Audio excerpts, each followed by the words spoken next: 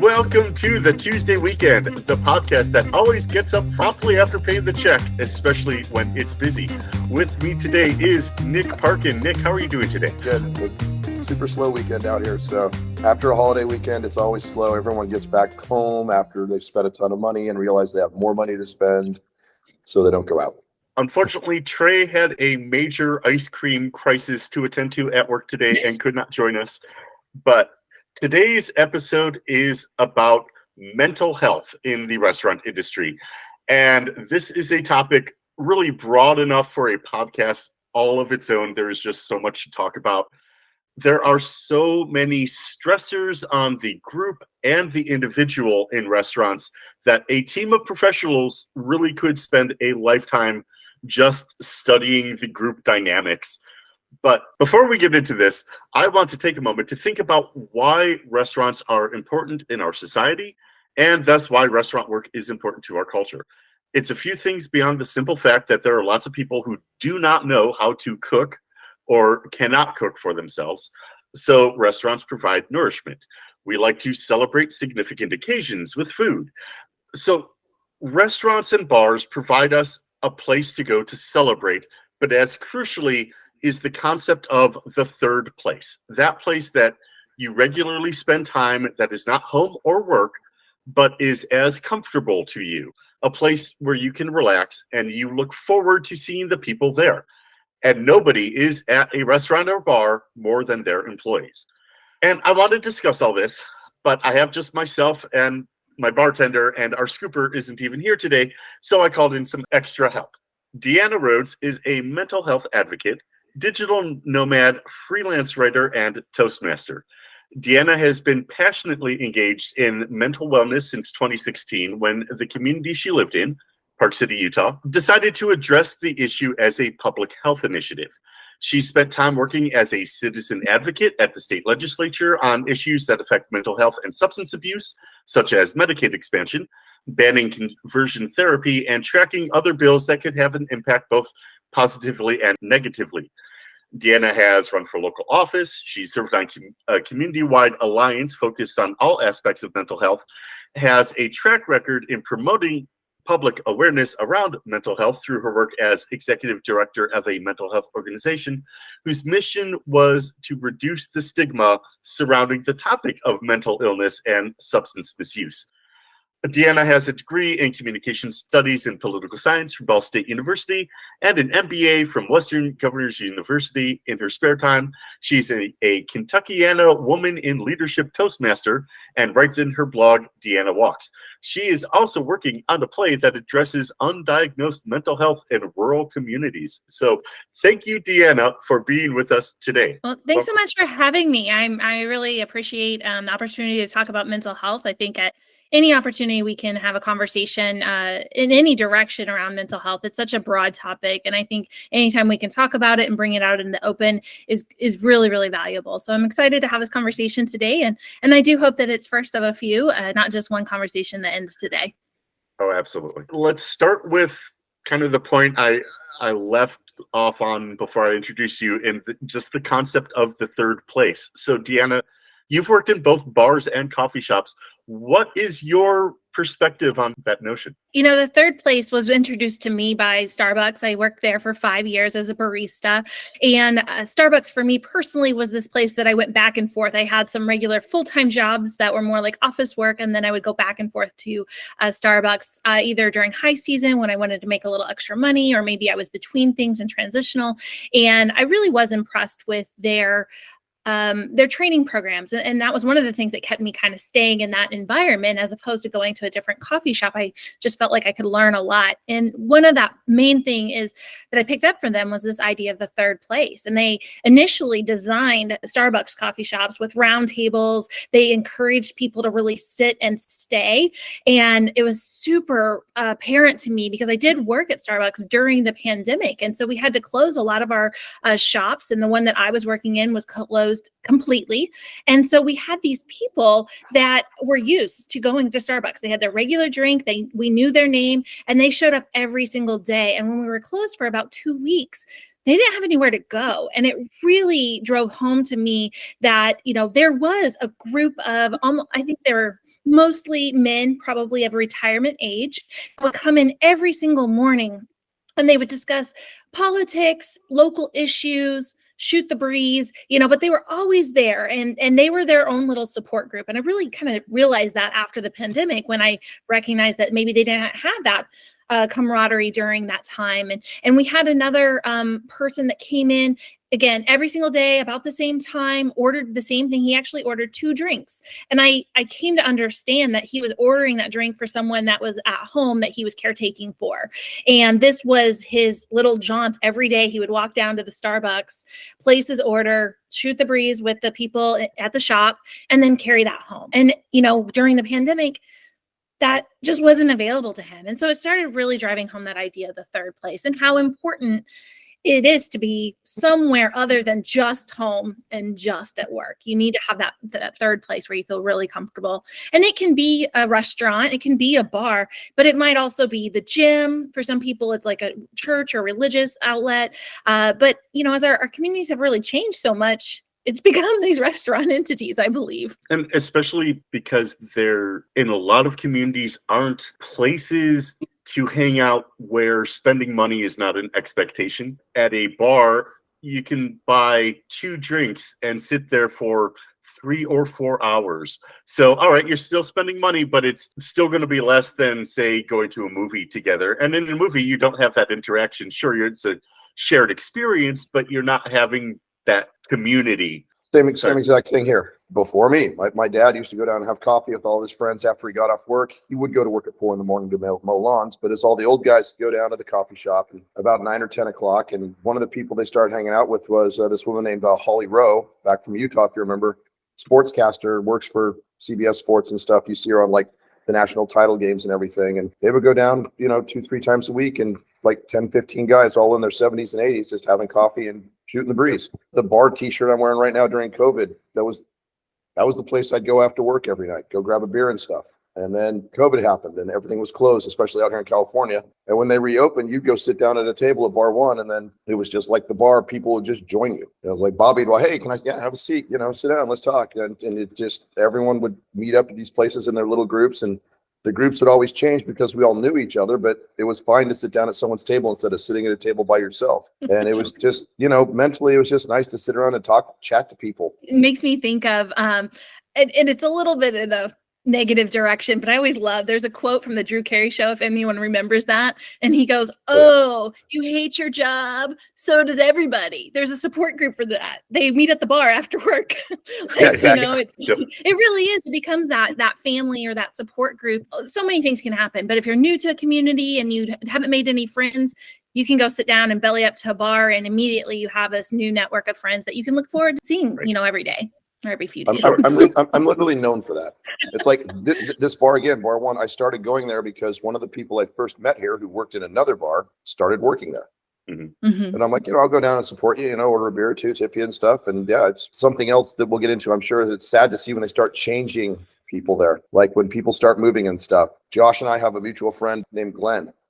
And me and Glenn used to always go to this sushi place, and it was fantastic. I've been in restaurants for 30 years, and one of the weirdest things I've seen, they had almost an entire staff change in 1 month, except for one person. Like, all the sushi chefs were gone, all the servers were gone. It was within less than 30 days where the entire staff was just gone. Mm-hmm. And it was kind of upsetting. You have this rapport with them, you have this relationship with these people. Being a bartender, I've been on the other side of that. I worked at Lindsay O'Michael's, where everyone local up in Park City used to go. I used to work at a place called Piper Down in Salt Lake, which was the same. I'm still friends with guests from Piper Down from over 15 years ago. Like, how you doing? What's going on? They come to San Diego and visit me. Yeah, that's so important. Also, I think it's really taken for granted. I've never been in an experience where I've managed staff in a bar. And I think both of you guys have had that, or in the restaurant industry, I think you guys have had that experience more than I have. But it's something that I think our communities take for granted, because they come to a bar and maybe they've heard of it, or, we've lived in a lot of resort communities. So the idea that people come there and they seek out that specific place, somebody from home told them about it. But they usually don't tell them, like, oh, their drinks are really, what they tell them is so-and-so at the bar downstairs or upstairs, that's who you need to go talk to. And I have actually a really a sad story, but it actually drives home that idea of the third place. That my first season of working at one of the bars in Utah was the season after one of our longtime beloved bartenders had departed. And I worked in retail of all things, and that was like this almost confessional booth near the bathroom, and it was a little more quiet. And I was there, and it was a pretty busy day. It was a prey after skiing, and this woman came back towards my area really in tears, just really, really beside herself. And of course, I was like, "Are you okay? Can I help you? Is anything, what's wrong?" And she told me that she comes every year. Her and her husband choose to come to Park City. That's where we were. And she hadn't heard the news. And so she sits down expecting to see this person that's her friend. And he's not there. And so that experience just really, again, drove home for me how important our bartenders and our staff are, especially our front of house people. People come from all over the world to see very specific individuals, and they expect to see them. And so when you have, whether it's turnover or it's life events that take people from us, I think that's really challenging. And it's not considered, I don't think, by anybody outside of the restaurant industry, but it's really critical. I've experienced the same thing as leaving a place.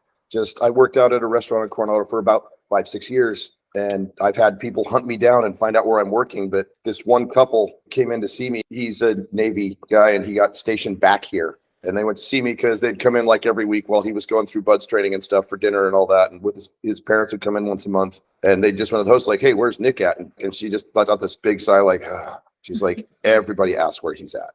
He works at a hotel downtown. That's all we can tell you." And she's just like, "Why is that all you can tell us? It's not like he died or something." And she's like, "Management said we can only tell you that he's at a hotel downtown, because downtown San Diego has about 40 hotels." Yeah. I had someone point that out to me, that when they've sat at my bar and stuff, and they're just like, "You really make it a point to get to know people, to like, hey, how you doing? Like, to make a connection with them. Where are you from? What are you doing here?" That's just kind of how the way I work, but it tends to bring back people again and again. But yeah, there's people I know, there's people I've lost. I mean, being on my side of the bar, there's people who were great friends who are no longer with us, where you're just like, I see the feed on Facebook, or I get a call from someone. The calls are bad. If it's a call, then I really knew them well. Those have been a lot more frequent in the last couple of years. And a lot of those are either self-inflicted or substance-based. Sure. Is the best way I can put it. I mean, there's been a lot of different stuff, and a lot of friends that aren't with us anymore because of a lot of reasons, and they're all service industry. And we will get back to at least one of those subjects in a moment. So if front of house employees are supposed to be warm and welcoming to our guests, one would think that keeping them happy and healthy would be an important part of the plan. So let me throw out a quote here from our patron saint, Anthony Bourdain. "I am not a fan of people who abuse service staff. In fact, I find it intolerable. It is an unpardonable sin, as far as I'm concerned, taking out personal business or some other kind of dissatisfaction on a waiter or busboy." Any thoughts of that idea, Deanna? I agree, right? I agree. And it's actually, I think, a rather simple statement to agree with. I think the counterpoint is that we have to take care of ourselves first, right? First and foremost, we have to take care, and we have to be our own healthy, happy people. However, there are so many people in our world that are walking around incredibly wounded. Sometimes they just can't manage. And I'll share a little antidote, and it's super embarrassing. And I'm not proud of this at all. It's like one of my lowest moments, but I've had bouts where I have been very depressed, not clinically depressed, but just very low state. And I have, put on my hoodie, I've put my head down, my hands in my pockets, and I have a very difficult time making eye contact and engaging with people, and especially in the service industry. And I have a moment where I went to a coffee shop that I love, something that I do quite often. And I would go, and I couldn't really engage with the people. And I ended up getting very frustrated and upset. And of course, it wasn't their fault. It was all what was going on inside of me. But I wasn't in a space that I could even explain or tell why I was there, like what my problem was. And I do call back to that with empathy, because I remember that there have been more than a few times when I've personally not been the type of customer that I would want to have. And there's also assholes out there. I don't want to excuse bad behavior. Just because you're a depressed person doesn't mean you get to be a jerk. But also there's, like I said, there's a lot of hurt people out there that it's a lot to just leave the house. And so when they do, if there's if there's any ability internally to just say, that's a hurt person, it doesn't reflect on me, and go about, there's a great ability in the service industry to be able to offer that. But it's difficult. Kind of offer that as a counterpoint. Yeah, there's something, this is now going to stick in both of your heads. When you go to a bar, go to your bar or whatever, and your favorite bartender or whatever is wearing a baseball hat, and they don't usually wear a baseball hat, it's because they don't want to make eye contact with anyone. I've worked in bars where we have a service bar, you're making drinks for the cocktailers. Most anyone doesn't like service bar because it's an automatic grind. I mean, you're just nonstop pouring, but you don't talk to anybody. And I've had guys like, hey, I want to do service bar tonight. And you're just like, sure, go ahead. Or like, I'll come in, why are you wearing a hat? And I'm like, well, no reason, but you put your head down and they can't see your eyes, and it's like a shield, basically. There were times during the pandemic where I wish I could have one mask here and another one here so I didn't have to look at them either. There was part of my job in banquets that I really enjoyed when I just had the room to myself, just having to set up or clean up or whatever, but play some music, just kind of sink into my thoughts and not be bothered by other people's needs, other people's questions. One of my favorite parts of my old job was it was a 2-story restaurant, and I worked the second floor, and I had my own sound system. Like, I could plug in my phone, and as soon as I was closed, play whatever music I want to and blare it and just clean the room. And that was nice. Just that nice quiet, so to speak, even though I'm probably blaring, Black Flag or something. I would consider it nice quiet in my head, where I'm just like cleaning stuff and relaxing and enjoying it. I walk to and from work right now. It's about a 10-15 minute walk. Still, you get into your head, you just relax, you get that kind of decompression, like I like to call it, where by the time I was home, I didn't want to drink. I'm just like, I'll have a beer or a glass of wine while I watch TV and go to sleep. I had that time to go through everything that happened in the shift and just get it out of my head, get out of my system. When I worked down in, say, Salt Lake, and I worked at the Oyster Bar, I would go to Portical, which was literally across the street, but the whole staff would go. So you'd see everybody there, and they'd be sitting at a table, and you'd see all the other restaurants sitting at tables, all their staffs, and all of us bitching about the night, seeing what went on and stuff, just to get that decompression, get it out. Like you said, that quiet, or just that getting it off your chest right after work. There was one restaurant in New York I worked at for not very long, because the chef de cuisine at that kitchen was not happy unless he was yelling at someone, and I do not thrive in that kind of environment. But it was Thanksgiving of 2009, and the entire crew rolled out to a bar afterwards, and that was the only time in that job I had ever seen that happen. But all of us had such a bad night that collectively we needed to get a drink, and that was also the last cigarette I ever smoked. And well, I mean, I got that far into it, said this is disgusting, and gave it back to my friend Sam.